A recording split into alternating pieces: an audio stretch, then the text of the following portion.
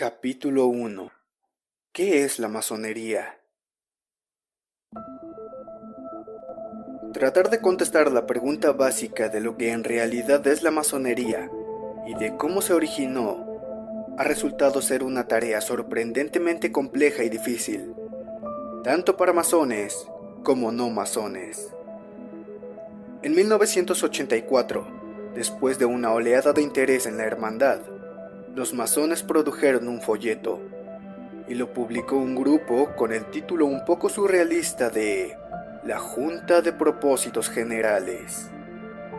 El folleto, titulado ¿Qué es la masonería?, describe la masonería como una de las sociedades fraternales laicas más antiguas del mundo, una sociedad de hombres preocupados por los valores espirituales. A sus miembros se les enseña sus preceptos mediante una serie de dramas rituales que siguen formas antiguas y emplean las costumbres de los canteros y sus herramientas como guías alegóricas. Entonces, la definición más simple de la masonería es que se trata de una organización fraternal que se encuentra en una u otra forma en una amplia y variada gama de países de todo el mundo. Sin embargo, a la masonería también se le puede considerar como una sociedad secreta, ya que muchas de las actividades internas de la organización no se revelan al público en general. Los masones tienen la meta de superarse a ellos mismos, al aprender lecciones morales y espirituales que se les enseñan en la fraternidad, no solo para desarrollarse y beneficiar sus propios caracteres, sino también con el fin de contribuir en formas positivas a la fraternidad y a la sociedad en su conjunto. Sus miembros comparten como tradición un código moral y un sistema de valores con la creencia en un solo ser supremo o deidad. Es esencial que el candidato a masón crea en un ser supremo o deidad con el fin de seguir un camino de crecimiento espiritual. Siempre y cuando se cumpla con este criterio, el candidato es libre de seguir más o menos la religión que escoja. Uno de los principios de la masonería es que sus miembros tienen la libertad de profesar sus propias creencias por separado, pero protege esta libertad al prohibir discusiones religiosas en sus reuniones. De la misma manera, está prohibida la discusión de temas políticos dentro de las reuniones masónicas. Esto con el fin de fomentar la unidad y armonía entre sus miembros. Como veremos, no siempre ha sido así. Sin embargo, es un ideal que es fundamental a la masonería. La mayoría de los masones pertenece a lo que se llama la masonería del oficio o de la logia azul. Sus miembros se reúnen por lo general bajo la guía y el liderazgo de un venerable maestro y otros oficiales masónicos a nivel local. Los oficiales de la logia, encabezados por el venerable maestro, iniciarán a nuevos miembros y se encargarán de los temas relevantes a la logia o al área local. Un aspecto importante de la masonería es que sus miembros deben contribuir activamente en causas de caridad y que valgan la pena. Existen 3 niveles o rangos dentro de la masonería de oficio. El aprendiz iniciado, al que se hace referencia como el primer grado, el compañero masón, que es el segundo grado, y el tercer grado de maestro masón. También es importante reconocer que no se puede considerar a la masonería como un cuerpo único y coherente. Más bien, la masonería de esta época es la culminación de tradiciones y tendencias históricas divergentes que se discutirán con mayor detalle en capítulos posteriores. Las logias masónicas individuales están dirigidas por una gran logia, que varía de territorio a territorio.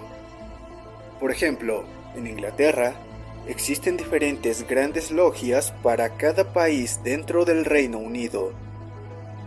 La masonería inglesa está dirigida por la Gran Logia Unida de Inglaterra, mientras que la Gran Logia de Irlanda y la Gran Logia de Escocia dirigen las actividades de sus miembros.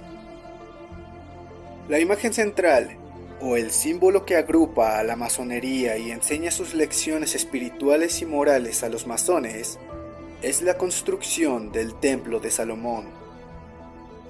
Al igual que la intención del templo es que fuera perfecto en su forma y función de proporcionar un hogar terrenal para Dios, así a los masones se les enseña que deben luchar por perfeccionarse y así contribuir con la sociedad en su conjunto.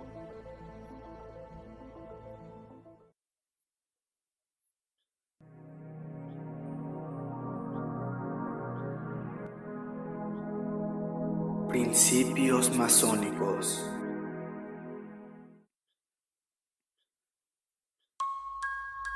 Los principios básicos en los que se basa la masonería y que tienen la intención de transmitir los pensamientos y acciones de los masones son amor fraternal, alivio y verdad.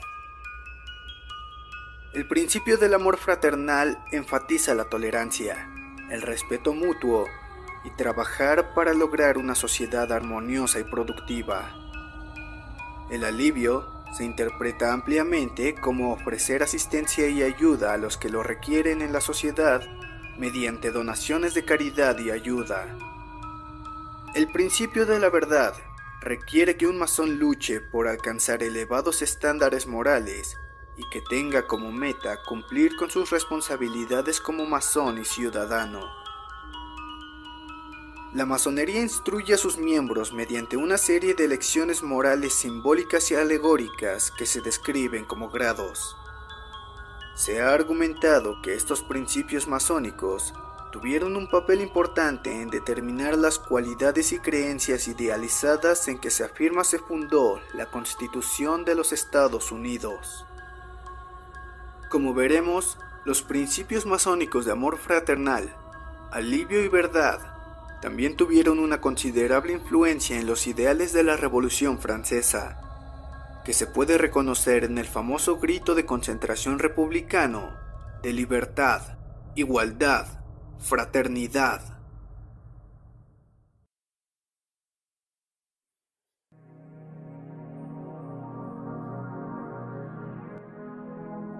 Logias masónicas.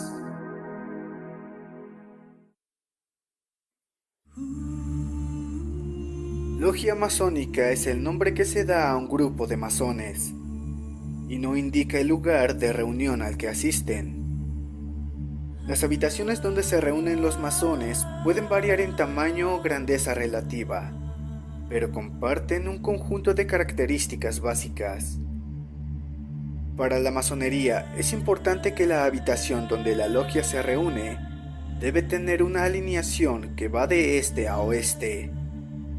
En esencia, como descubriremos en forma significativa, el venerable maestro siempre está sentado en la esquina este de la habitación.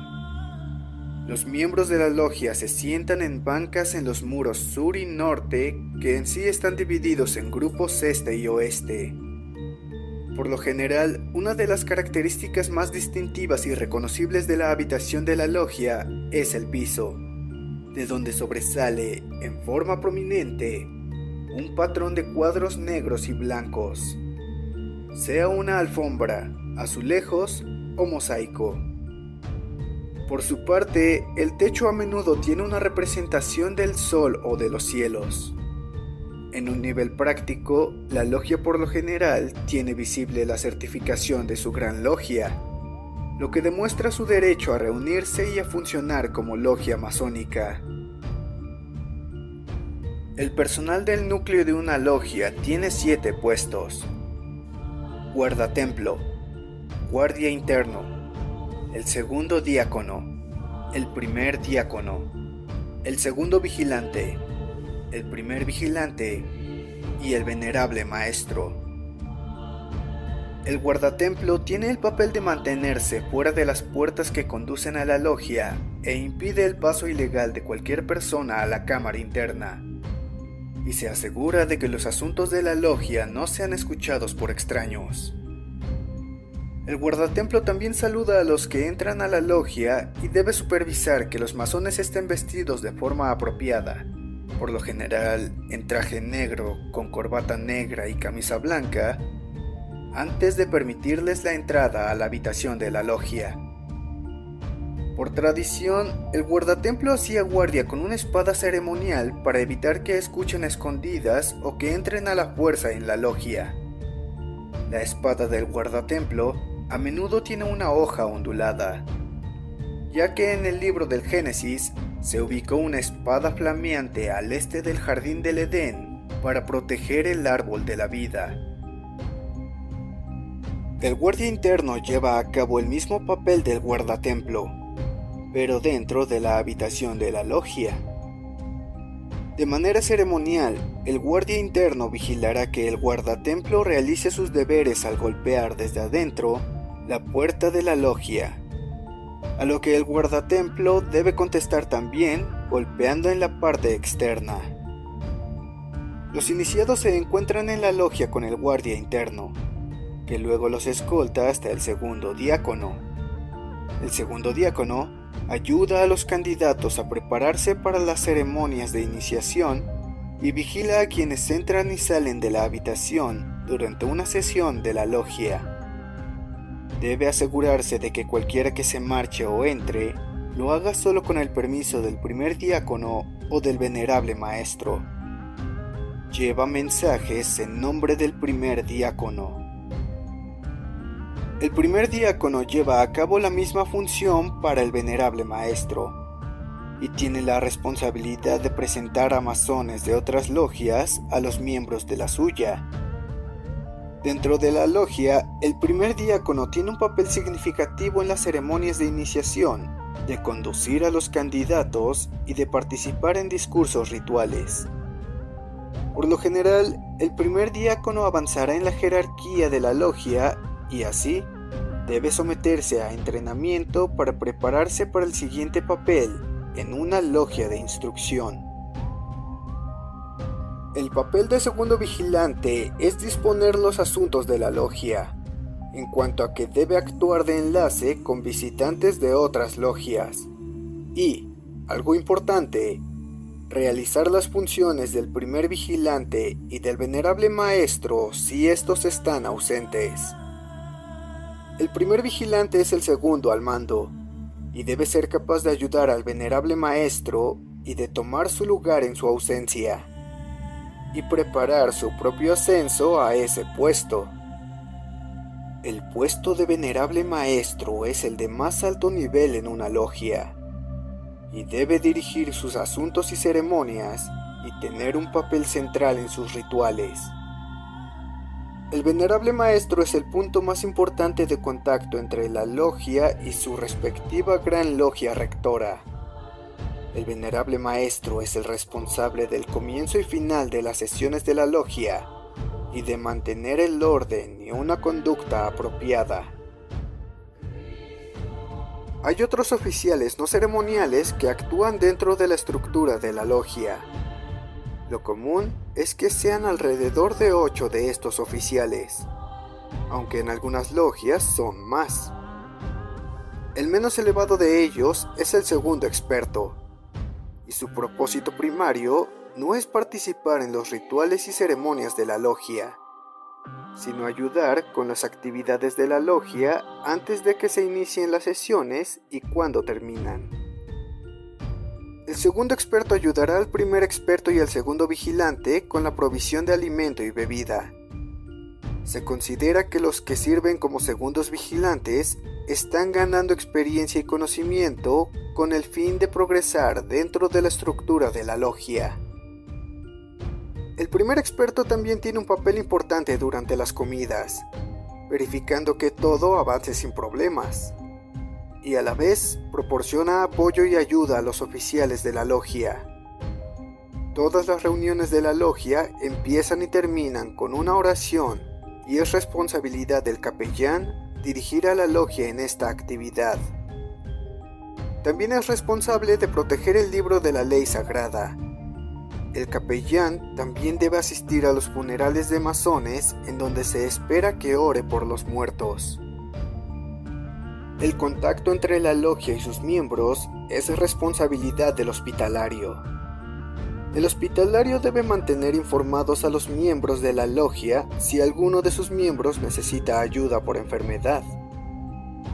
El experto de caridad mantiene las donaciones y los vínculos con caridades externas y coordina la recaudación de fondos de caridad dentro de la logia. Los asuntos financieros de la logia son dominio del tesorero, del que se espera mantenga registros exactos y honestos del ingreso y los gastos del capital de la logia. El venerable maestro también recibirá ayuda y asistencia del maestro pasado inmediato, que será el predecesor del maestro actual.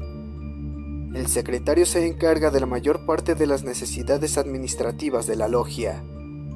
Por ejemplo, del papeleo generado durante las reuniones y de los vínculos con otras logias. El secretario es responsable de mantener una lista exacta y actualizada de los miembros de la logia.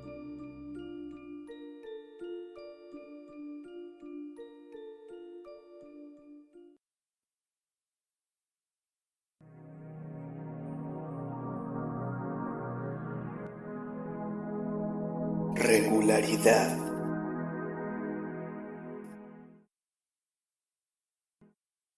Es frecuente que a la masonería actual se le considere como una entidad única, global y homogénea. Pero en realidad existen muchas organizaciones masónicas diferentes que se han desarrollado con el paso del tiempo y por diversas circunstancias. Un tema importante que surge de esto es la cuestión de la regularidad. Expresado con simplicidad, la gran logia de un territorio o jurisdicción particular debe dar su aprobación para que se considere regular a una logia. Existe una necesidad obvia de que la masonería vigile sus propias actividades y cualquier organización potencialmente fraudulenta que declare tener un vínculo injustificable con la fraternidad. Junto con los principios centrales en que se dice que está basada la masonería, la cuestión de la regularidad y de si se reconoce o no a una logia, se considera por muchos como uno de los problemas fundamentales de la masonería. Participar en logias irregulares podría tener como castigo la expulsión de la masonería. Y así, por supuesto, se le considera un problema de considerable gravedad. Se describe a las diferentes grandes logias como en buenas relaciones, cuando están en un estado de reconocimiento mutuo y a los miembros se les permite interactuar oficialmente a nivel de logia.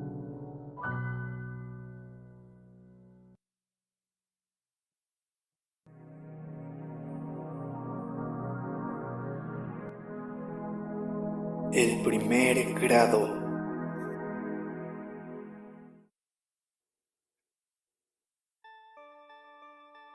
Con el fin de convertirse en masones, los individuos deben cumplir algunos requisitos básicos. Por lo general, los recomiendan otros masones para afiliarse y deben ser mayores de edad. Dependiendo de la jurisdicción, esta puede ser de 18 o 21 años de edad. No deben tener antecedentes penales y se debe observar que tengan buen carácter moral. A menudo se afirma que deben ser nacidos libres, una expresión arcaica que originalmente debió significar que no eran esclavos. Algo importante es que también deben creer en un solo ser supremo, con la creencia asociada de una vida después de la muerte. En este punto, la masonería afirma no ser específica, y estaría abierta a cualquier religión monoteísta como cristianismo o islam. La idoneidad de los candidatos se decide en votación secreta de la logia a la que tratan de entrar.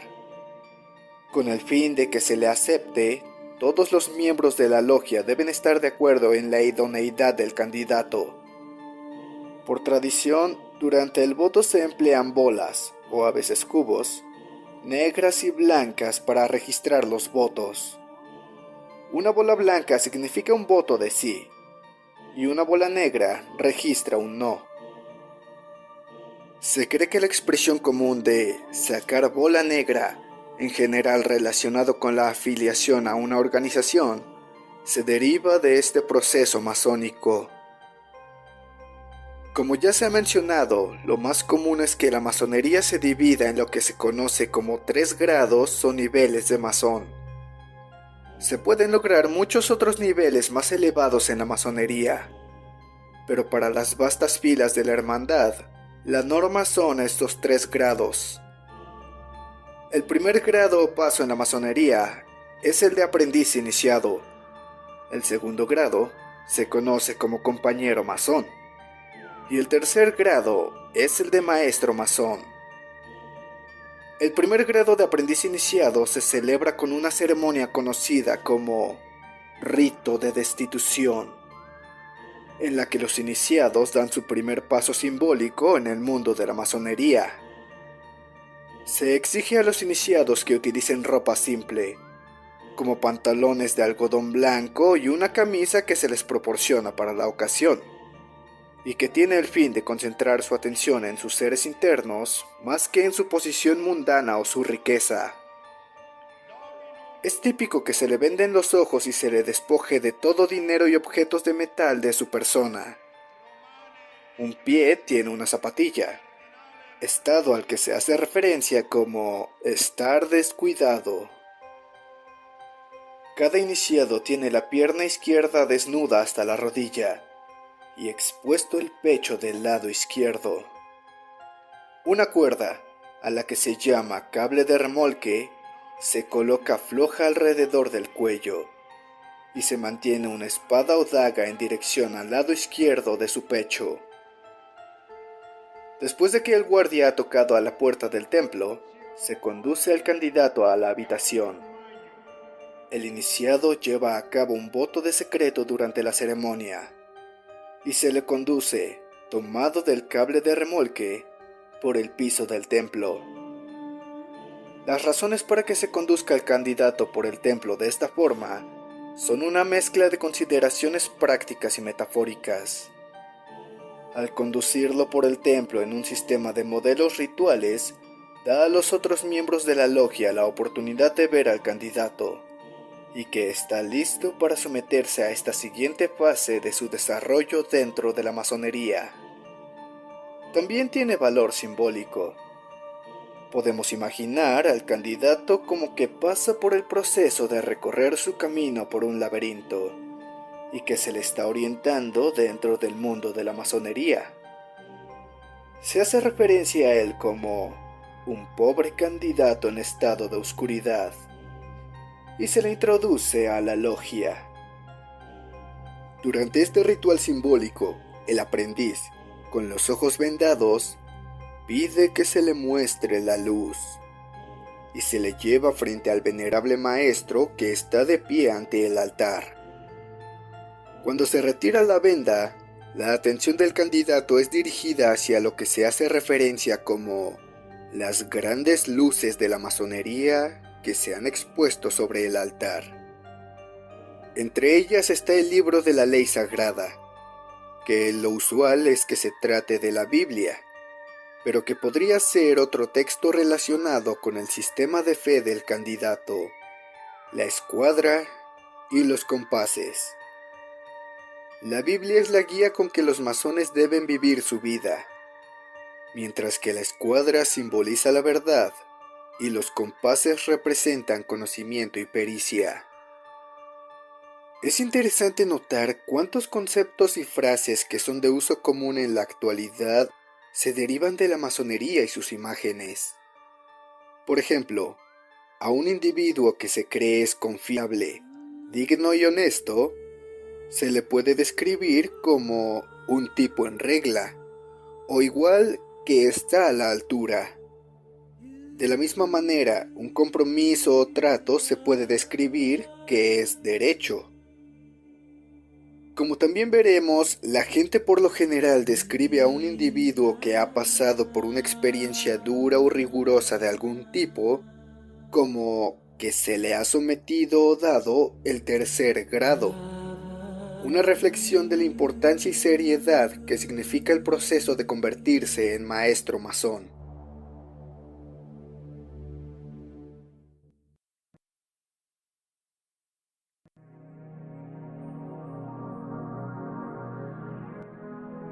Delantales masónicos.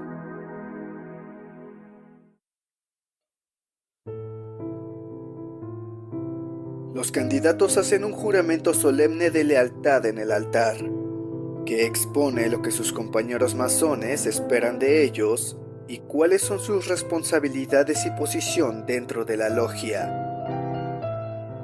Como el juramento se hace ante el altar, en presencia de la Biblia u otro texto sagrado, se considera como una promesa sagrada jurada ante los ojos de Dios. En la siguiente etapa de la ceremonia de primer grado, el iniciado se presentará con un delantal blanco hecho con piel de cordero. Esto simboliza la inocencia del aprendiz iniciado. Los grados en la masonería se representan con diferentes diseños del delantal. Se espera que el aprendiz iniciado cumpla sus deberes ante la hermandad y la sociedad y que se conduzca en una conducta moral recta.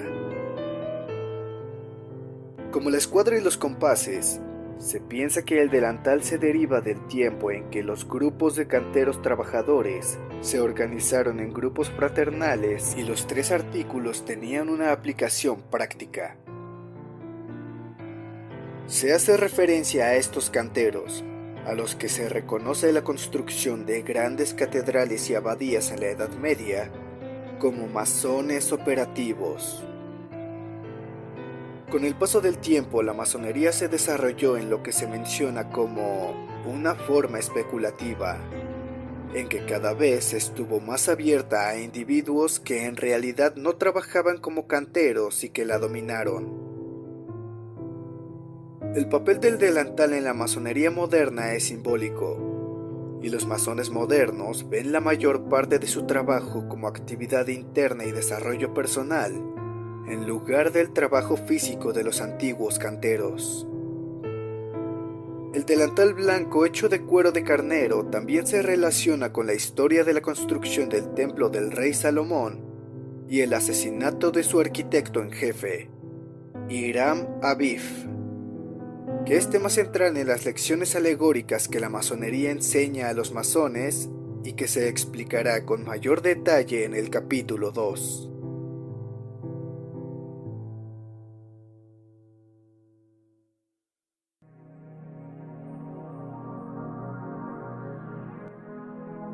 Herramientas de trabajo.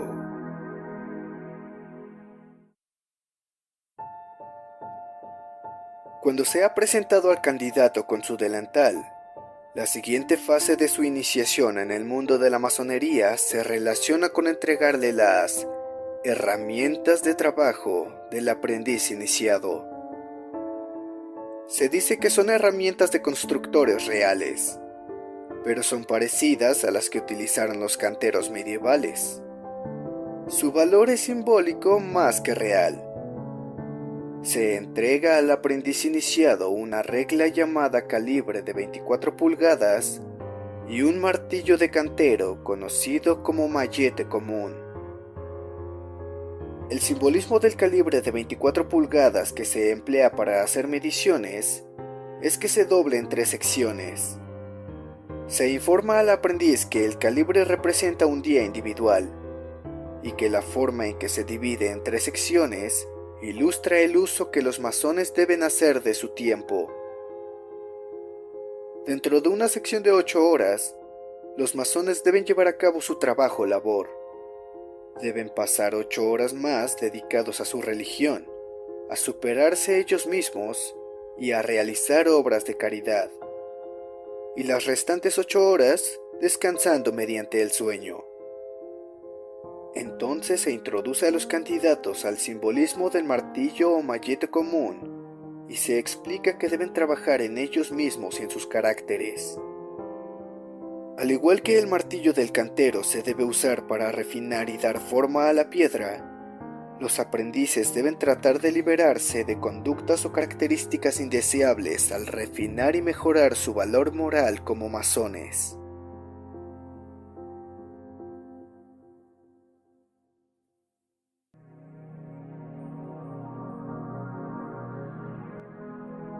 Las joyas inmovibles.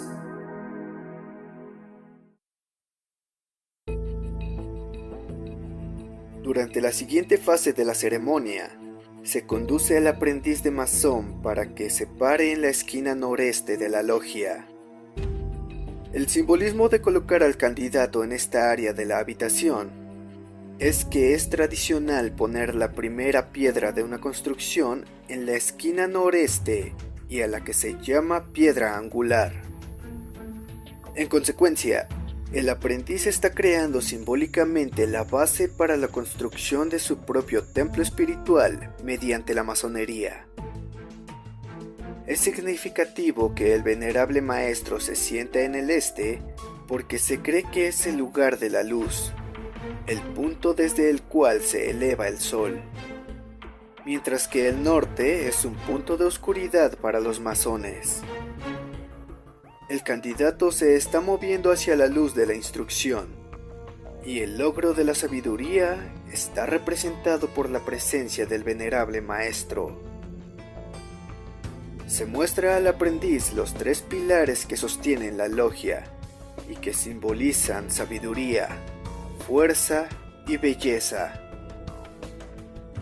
En la tradición masónica, los 3 pilares también representan a los 3 grandes maestros en que se basa la masonería: el rey Salomón, Hiram, el rey de Tiro, y el maestro constructor, Hiram Aviv. Se muestra que los 3 pilares están vinculados a los papeles de las 3 luces menores de la logia, que están representados por el venerable maestro, el primer vigilante y el segundo vigilante. También se mostrarán al aprendiz las joyas inmovibles de la logia: la escuadra, el nivel y la línea de plomada. La escuadra simboliza moralidad, el nivel representa la igualdad y la línea de plomada representa la bondad.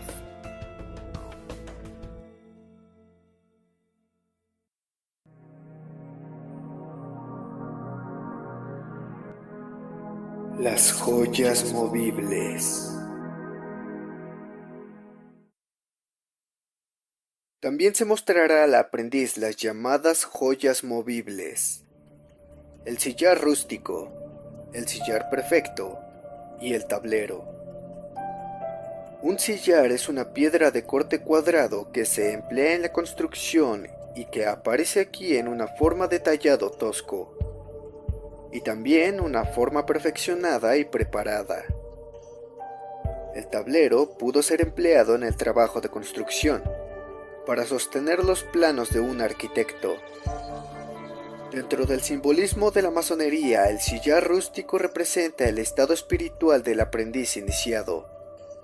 El sillar perfecto corresponde al compañero masón, y el tablero se refiere al trabajo que un maestro masón debe llevar a cabo al construir un templo espiritual dentro de sí.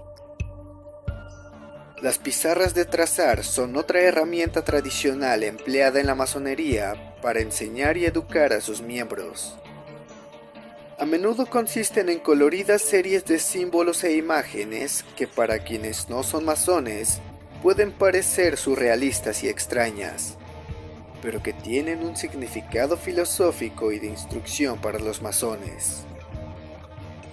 Toman el nombre de las pizarras de trazar empleadas por los canteros medievales para cortar la piedra con formas y dimensiones específicas.